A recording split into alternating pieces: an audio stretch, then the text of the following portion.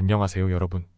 오늘의 흥미로운 기사 내용은 카말라 해리스 부통령의 기회 경제 전략 과연 무엇인가? 그리고 플러그인 하이브리드 자동차, 전기차의 대안으로 떠오르다에 관한 것입니다. 우선 좋아요 버튼을 누르고 채널 구독 및 알림 설정도 잊지 마세요. 여러분의 관심과 지지가 저희에게 큰 힘이 됩니다.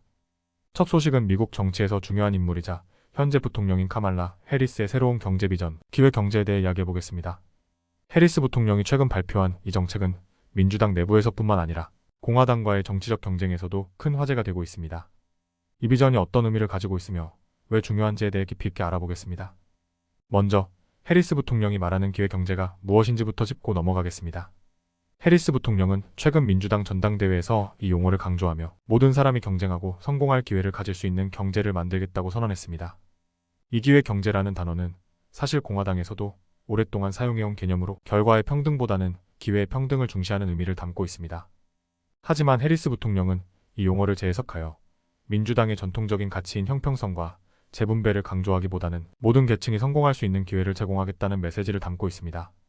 이는 재분배와 같은 단어를 피하면서도 더 많은 사람들에게 공감을 얻기 위한 전략이라고 볼 수 있습니다.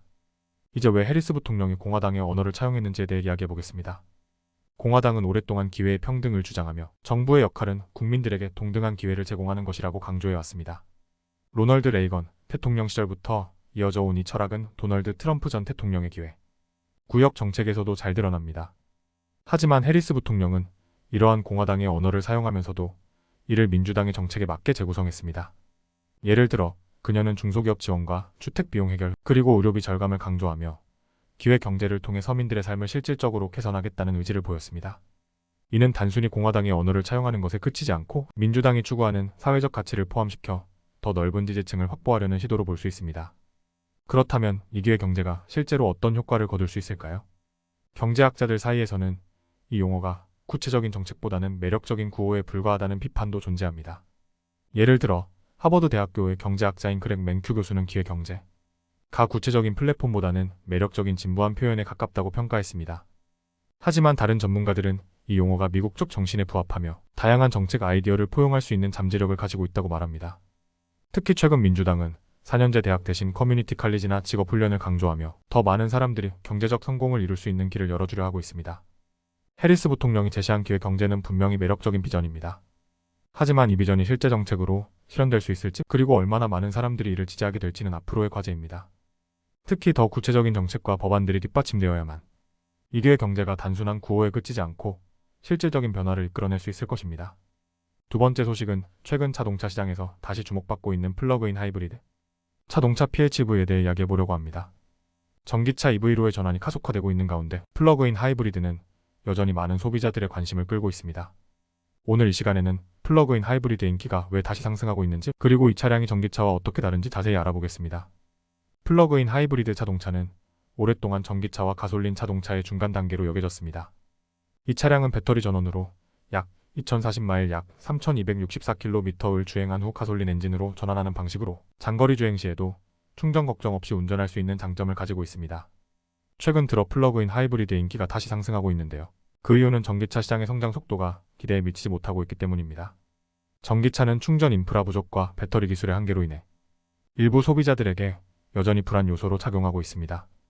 이에 비해 플러그인 하이브리드는 전기차의 장점과 가솔린 엔진의 안정성을 모두 갖추고 있어 더 많은 소비자들이 관심을 가지게 되었습니다.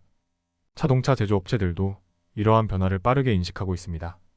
최근 포드모터는 전기 대형 SUV 생산 계획을 취소하고 대신 하이브리드 버전을 포함한 차량을 출시하겠다고 발표했습니다.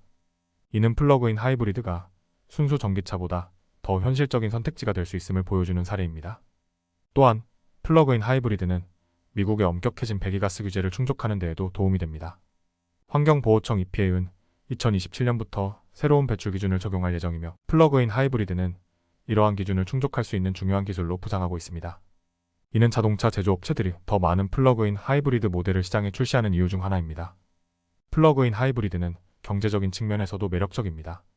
최근 매사추세츠의 한 소비자는 플러그인 하이브리드 지프 랭글러를 가솔린 SUV보다 약 $200 더 저렴하게 리스할 수 있었는데요. 이는 연방정부의 세액 공제와 자동차 제조업체의 할인 덕분입니다. 이러한 혜택들은 플러그인 하이브리드가 전기차나 가솔린 차량보다 더 경제적인 선택이 될 수 있음을 보여줍니다. 특히 소비자들은 플러그인 하이브리드가 전기 모드에서 조용한 주행을 제공하면서도 가솔린 엔진의 안정성을 보장해준다는 점을 높이 평가하고 있습니다. 이는 전기차로의 완전한 전환에 대한 부담을 느끼는 소비자들에게 큰 장점으로 작용합니다. 물론 플러그인 하이브리드에 대한 비판도 존재합니다. 일부 환경운동가들은 플러그인 하이브리드 차량의 운전자들이 전기 모드보다는 가솔린 엔진에 더 많이 의존하는 경향이 있어 환경적 이점이 제한적일 수 있다고 지적합니다. 그러나 이는 소비자의 운전 습관에 따라 달라질 수 있는 부분입니다. 앞으로의 전망을 살펴보면 미국뿐만 아니라 전 세계적으로 플러그인 하이브리드의 수요는 계속해서 증가할 것으로 예상됩니다. 특히 중국 시장에서는 플러그인 하이브리드가 이미 상당한 점유율을 차지하고 있으며 이 기술이 전 세계적으로 빠르게 확산될 것으로 보입니다. 결론적으로 플러그인 하이브리드는 완전한 전기차로의 전환이 아직 부담스러운 소비자들에게 현실적인 대안이 되고 있습니다. 자동차 제조업체들도 이 기술에 다시 주목하고 있으며 앞으로 더 다양한 모델들이 출시될 것입니다. 오늘은 여기까지입니다. 다음 영상에서 더 유익하고 흥미로운 내용으로 찾아뵙겠습니다. 이 영상은 투자 의견이 아닙니다. 매우 감사합니다.